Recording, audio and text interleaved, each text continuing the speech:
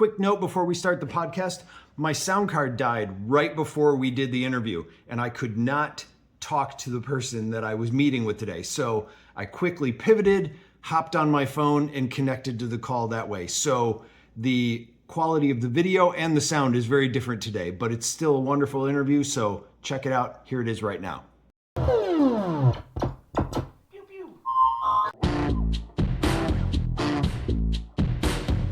Hi, I'm Tom from Lorenzo's Music, and this is another Lorenzo's Music podcast. On today's show, I am talking to an artist, a musician, a creator, someone who also does Creative Commons music, and they are also on the net label that I'm on occasionally. I'm not always on it, but I'm on it occasionally. But they have been releasing albums for many years, and I'm excited to talk to the person today. So why don't you tell the people who you are and what it is you do? The name is Gregory Davis, also known as the Silent Partner, and I'm a noisemaker. A noisemaker. I like that. Normally I have to go, how would you explain yourself and what you do? So a noisemaker. So elaborate on that. Tell me more about the noise making. I don't know what I'm doing. I really don't know what I'm doing. Yeah? You know, even from like chopping samples to even putting it all together, it's all just a guess, you know? And I kind of just rely on my own good taste. I feel I Okay. have good taste to kind of just know when to stop.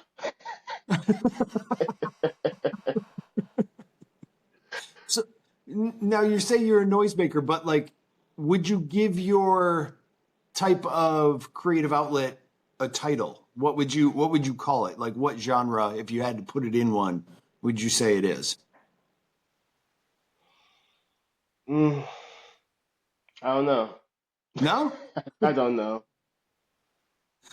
I mean, I had that problem to this day. I don't know what to. Even if I wanted to give it a name, I don't think I want to give it a name. Okay. It's it is what it is, and I like it for the Well, most good. part. I would hope so. I would say, especially with the album that you just released, and I had to write it down because it's a long name. Platters, the final act, the Lost Plates of Egads. Mm-hmm. Okay, I would say that it's theatrical is one way to put it. The moods that you created on that latest release, I would say, is somewhat theatrical. You've got mixtures of strings, orchestral sort of movements, but also they Mm-hmm. all have moods and the beats on them. I don't know. I just really like the flow of it all. And I would say you also kind of, you find a groove, you do it, and then you just go, all right, that's enough of that. I Yeah, love pretty that. much. Yeah. You hit the mark on that one. Okay. Now, I realized I forgot to ask, where are you located right now? Right now I'm in Florida. Oh, you're in Florida. Yeah. Oh, damn it. Okay. It's all like cold again here, so I'm jealous of where you are right now. Uh, You know what? We get East Coast weather down here too. I'm not too appreciative of it, to tell you the truth. I like it. It sounds like you're blaming them. Damn East Coast Like ruining our weather. like it was like 20 degrees like a week ago. I was like, nah, I'm good. All But right. it wasn't like oh my God, it's cold. It's just like it's cold. There was no distinction, but I caught what you meant. You're like, it's cold, but it's cold. All right. All right. All right. Good. I don't want to talk about the weather the whole time. I'm just really upset that it's cold out again here. Now, so you started making, or at least on Block Sonic, you've been releasing music since, I want to say 2012? Yeah, something like that. Yeah. For Blood Sonic, yeah. Okay. How'd you get started? Um, Jeez, trying to think all the way back. 'Cause it's something that I always wanted to do since I was like in high school. Yeah. And I think it came to a point where like I want to put stuff out, but I know no one's gonna take it because no one was taking it. So when you look on the internet looking for labels and stuff, and the Creative Commons popped up. Well, not Creative Commons. We'll say like small little net labels like SoulSeek Mm-hmm. had popped up. So I tried getting on that and ran into something called Up Sound, which was kind of like a musical blog type of Okay. thing. Yeah. It was like a low class, I won't say low class, but it was kind of like MySpace, but more for abstract creators. All right. And I kind of slid in there trying to figure out what my sound w was going to be. So that was like Mhm. around maybe 2005. Yeah, around 4 or 5, around there. Okay. Had some brief success with it and just wanted more. I was like, maybe it's time to start a record label. 'Cause I thought it would be easy. Right. And then I started Me Life in Music and put out a couple releases through there. That's where the first Pavement Politics came from Okay. with me and Formula. And and I'm not really liking that as far as trying to run labels because it was so unfamiliar and trying to put it all into something. Like I just didn't like all the work. Mm-hmm. Like I want to create. I don't want to be the boss, you Mm-hmm. know? And I think around when we put out um so before Blood Sonic it was Jamendo and something Mm-hmm. called The Collective. And I released um Platters 1 through there, did well, went to go to part 2 and they chopped it because of the samples that was in it. I thought that was Oh, weird. They were like there was nothing wrong with the musical samples, but because I was using some old movie material, they won't let that go. really? Yeah, Huh. I find that surprising. Okay, but I suppose, well, no, that early on, I find that surprising. I yeah, wouldn't think of the movie companies being up to date enough to go like, hey, that's our radio sample or that's our movie sample. that's what I thought too. Yeah. No, you would think you'd be ahead of the curve technologically for sampling movies. What were you sampling? Do you remember offhand? An episode of The Untouchables. Really? So even something from like the 1960s or whatever. Yeah, It, I it guess it's like Universal probably has that. yeah. Huh. Yeah, All but right. Okay. Well, all right. That happens. I mean, that's the gamble you take when you sample stuff, I suppose. You know? yeah, I just didn't think that would be the case because I'm putting No, it I out for free. agree. There's no money at all. So chill out. Yeah, you're putting it on Jamendo for crying out loud. Yeah, I had that same problem with the collective, but they end up shutting down and left me without a home. Hmm. And I think that's how we got to Block Sonic. I can't. No, Block Sonic had used one of the songs That would be my for. guess. Because Mike at Block Sonic was very much going out to those places and looking for artists to put them on compilations at that Yes, time. I think he found something from the first Mute, and Okay. then he used one of my stuff, and then I was like, let me come over here because it's less work. He'll do the artwork, he'll distribute it, Yeah. and I can just make music. Since at that point I figured out what I was doing Hmm. as far as sound that I was putting together or some shit like Right. Yeah. Okay. Now when you were doing this stuff, were you using it or creating the stuff in a DAW? Were you doing all tables? Like how were you making the songs? that. Well, like software and all that, or Yeah. Well, I mean, in general, I have no idea how you put your songs together, and that's basically what I want to know. Eh, I've gone through a whole bunch of stuff. Maybe like the first bit of musical creation was a video game called MTV Music Generator for What? PlayStation. Oh, okay. Yeah, yeah, yeah. I know what you're talking about.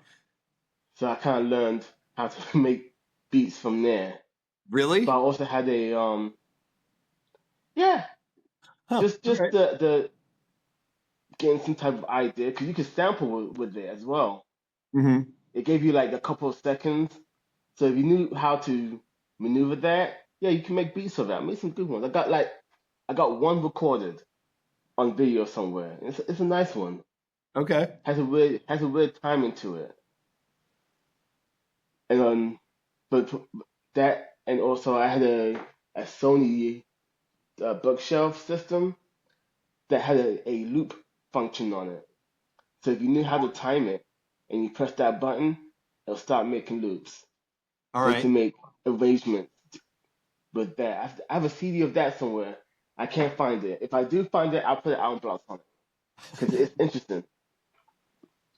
It's not it's not bad at all. Um, but for the most part, I've been using Reason.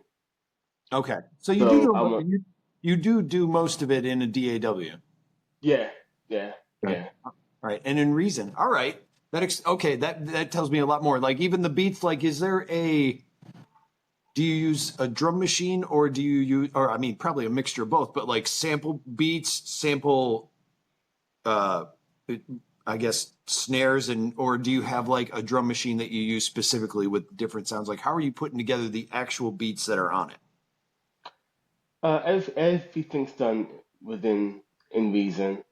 I have a bunch of samples, a bunch of drum sounds that I've collected over the years, Yeah. and I don't necessarily chop my own drum samples. I usually just buy them. Okay. Because whenever I do them, I don't like them. I I'm hear like, that. yeah, I know what you mean. I'm the same way. you know, it's like because you get flack for that, but I just don't like my own drum samples. Like I'll just cut them up for the actual beat, put them into the beat, and go nah, and then I'll go into my folder, find something, and that's what it is. So Okay. I just cut out the middleman and buy drum samples and all that, and I also play stuff as well, but it's all from vinyl and just trying to figure out some shit. What other you said you also play some too? Like do you play other instruments? Not exactly, but I have a good idea where to put my hands at. Okay. It's like you're talking just like me. I know enough just to make noise. And I make noise. All right. So now what about when you're like, let's say the latest album that you just released specifically, how do you go about starting a song when you're creating a project like this? Like, do you just, is it just you hear sound or even pick one of the songs from that album? Like how would you say you went about creating one of those songs? I actually remember the day I started. It was in November, either before Thanksgiving or after Thanksgiving, and I had bought a shitload of vinyl, maybe like 20 something discs. And I woke up on a Saturday. I didn't have to go to work.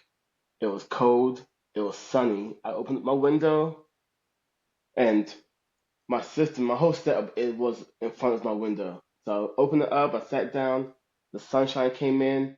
Mm. I picked up one record, just blindly, put it down, and sampled track one. Oh, really?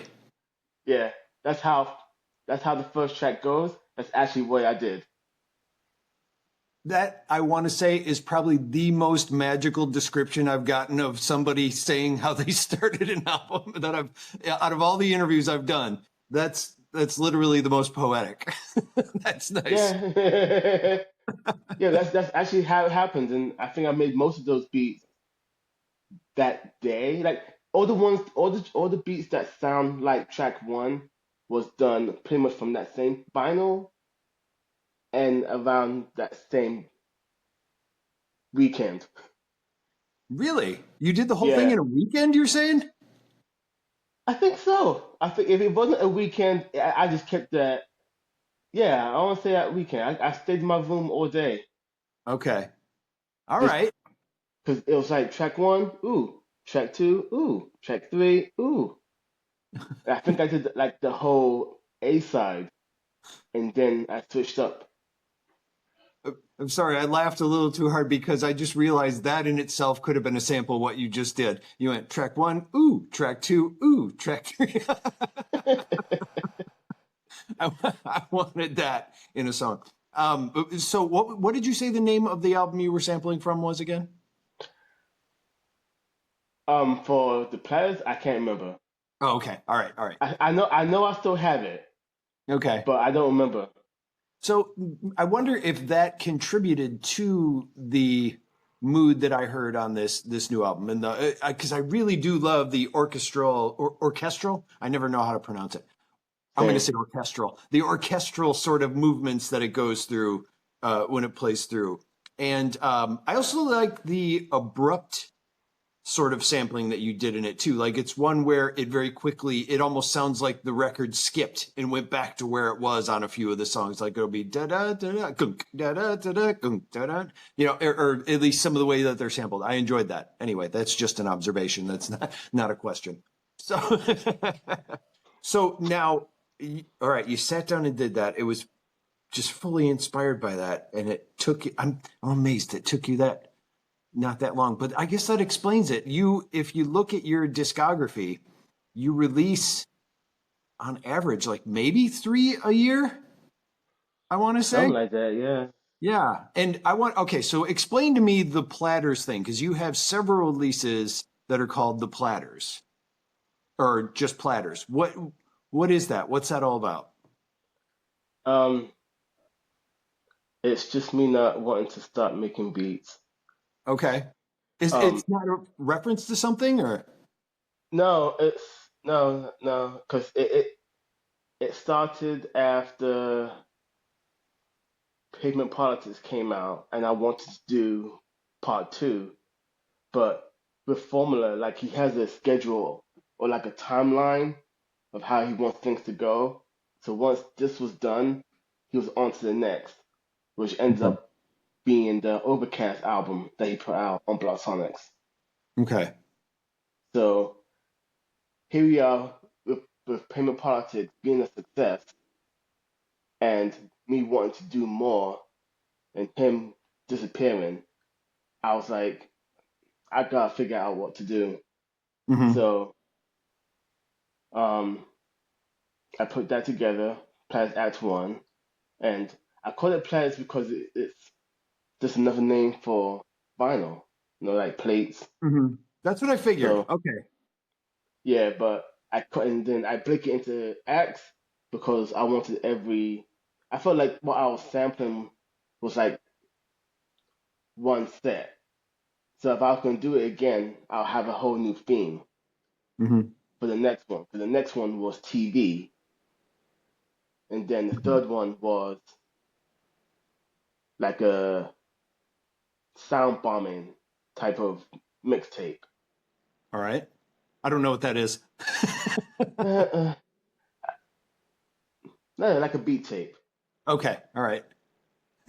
Um, so yeah, I that was on purpose. Like I just wanted to keep making beats, but have a purpose to do it.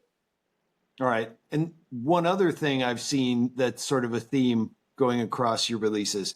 What's with the number 6? There will be something, and everything kind of goes either 6 or 8. It seems like, like everything. It seems like it's saying that it's the number of something, but then the next one will be like the same number. I don't know. Maybe I'm just getting confused looking at all your releases, but I'm like, it looks like you guys are making a bit of a play or a bit of a bit of a joke or an inside gag. Like, is there one or is it? I don't know what you're talking about. Yeah, go look at your albums. There's a number 6 on more than one release in the artwork. And I'm sure that's just Mike. Maybe Mike has given you A brand? I don't know. It's probably Mike. You gotta go talk to him. I have no idea. I love it. You have no idea. That goes to the you don't want to be part of that. You just want to make the music. You're like, I don't even know what the releases look like when they come out. For the most part, I don't. Okay. Like I give as of lately, I've been giving him like a little bit of direction, but for the most part, it's all been him. Yeah. Yeah. No, it's the I when we first did one of our EPs on the net label, I even was just like, oh, here's some ideas for that. And he's like, no, no, no, I got it. He's like, don't worry about it. And I was like, Yeah. you mean I don't have to do anything? That's fantastic.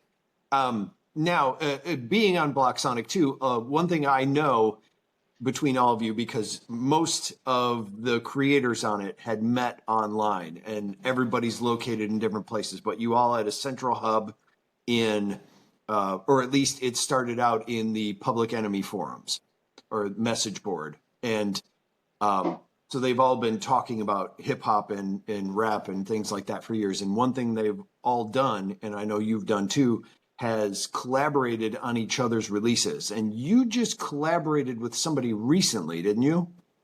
On a release that they did. At least I think that may have been you. That's the thing. There's so many of you on the label and so many releases come out where it's like, and I did a collaboration with this person and with this person. And I can tell by the expression on your face, maybe you didn't, or maybe you don't remember. I don't remember. I think the last person I did anything with was C Doc. I did a Okay. couple of remixes for the Slam label. Okay. That might have been one of them. Other than that, I can't remember.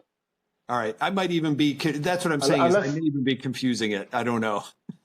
unless you're talking about Block Sonics with me and Yeah. CM. Yeah. Any of them. Because the reason I want to ask is because I'm fascinated with the collaborations that that whole community does. Because it is more than Block Sonic. I know everybody else also has another thing they do elsewhere and they release things on different stuff or work on different things. I want to say C Doc has even a podcast that I think he's been doing recently. Hmm. And just the different releases. And I'm just so fascinated. I love the community that you guys have there. So I'm really just asking basically, what collaborations have you done with other people and how do you work on those? Because I know most of you aren't together when you work on stuff, is basically my main question. Uh, for the most part, I want to say it's because of Mike. Mike Okay. kind of just gives out the the feelers.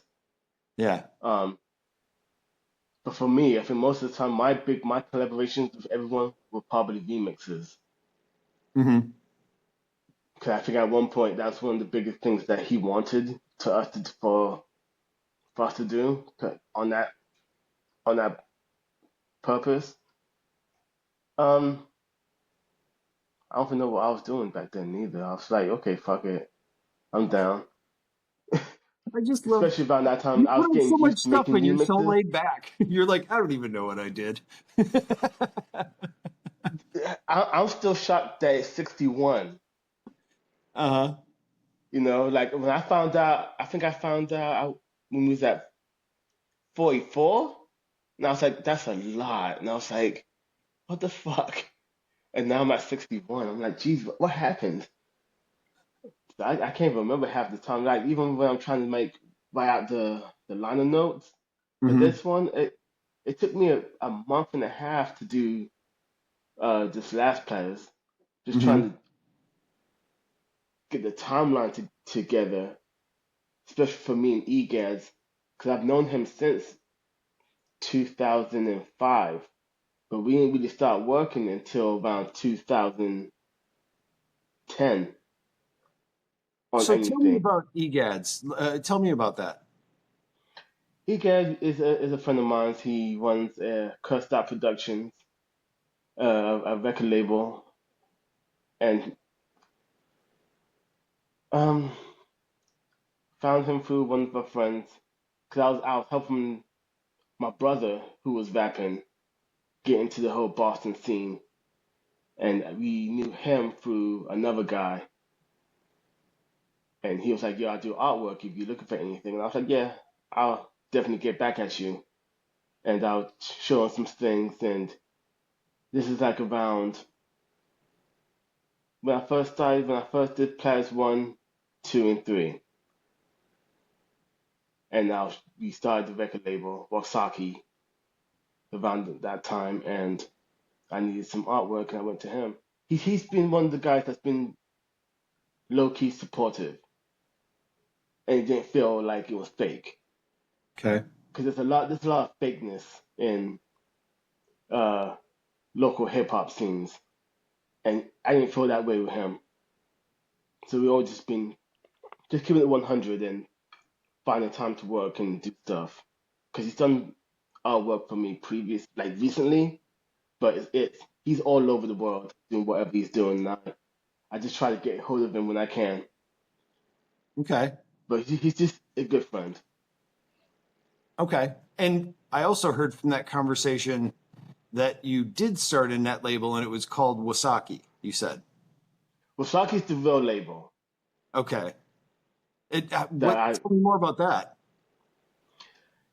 I was not managing, but helping my brother Mayhem get into the rap scene, and we was like, we should start a label just so we're not answering to other people, and at least let's start making the mistakes now before, or if you get signed, at least we'll know a little bit.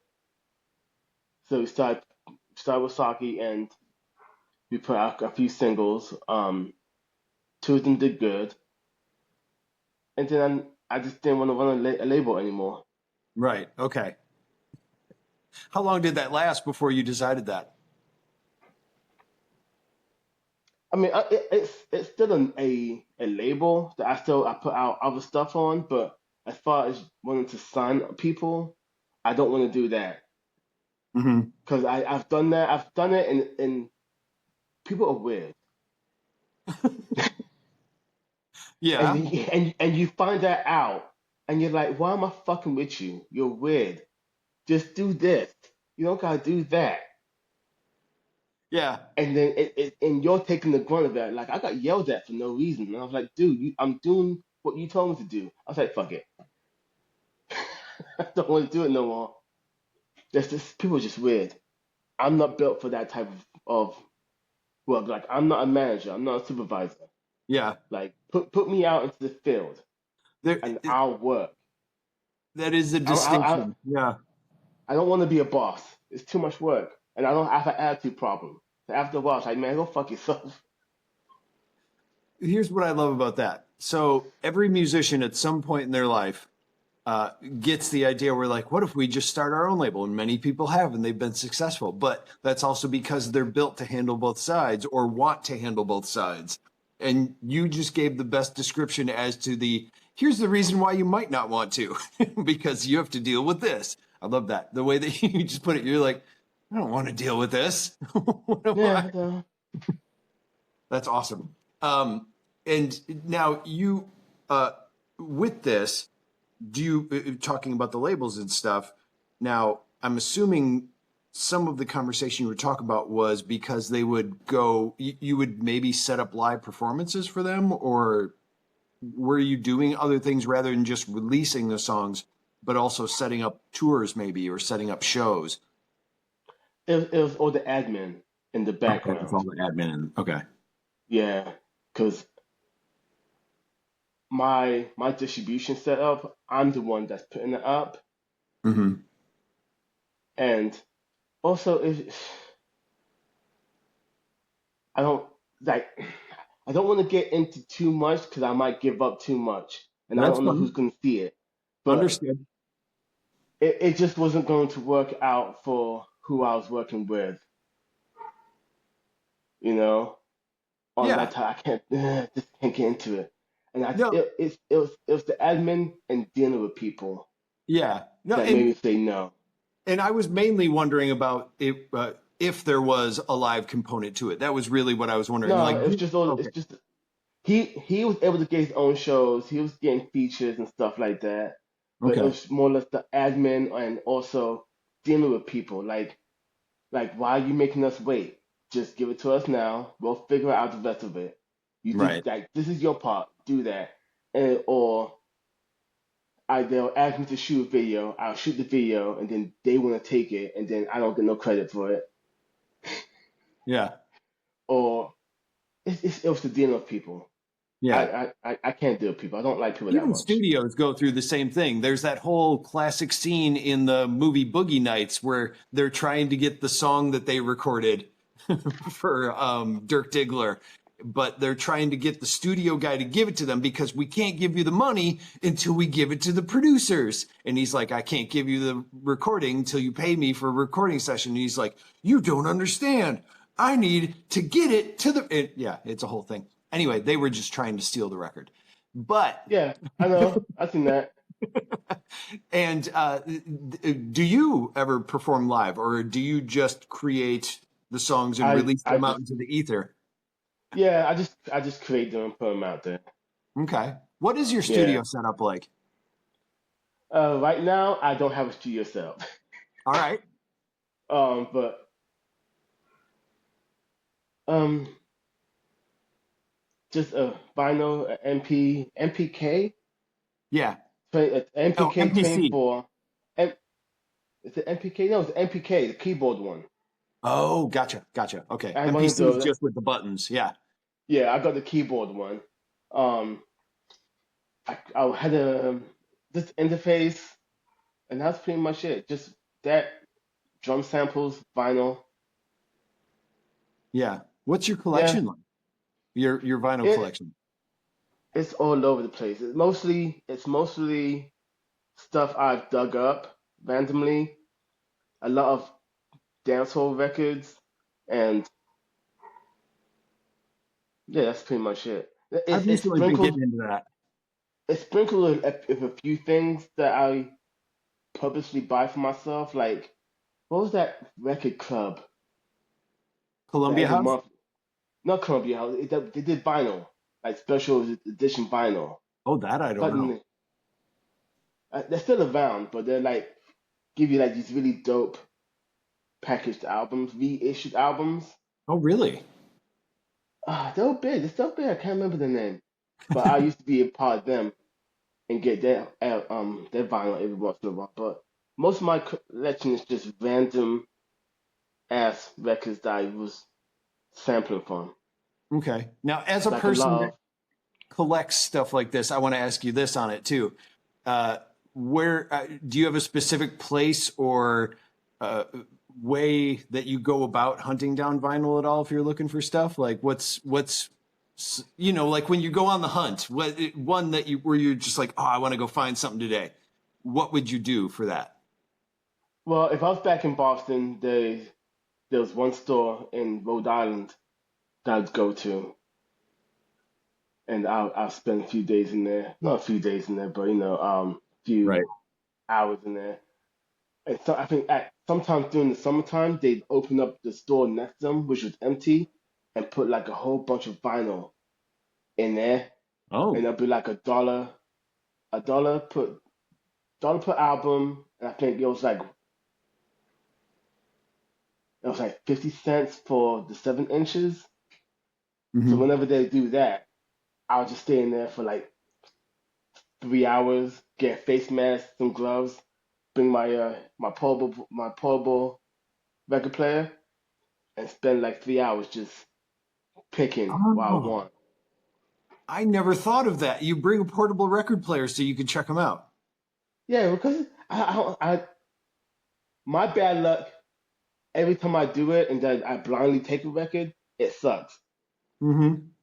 So if I'm gonna go out and spend upwards to $20, $30, at least at that point of my life, go take your vinyl player with you.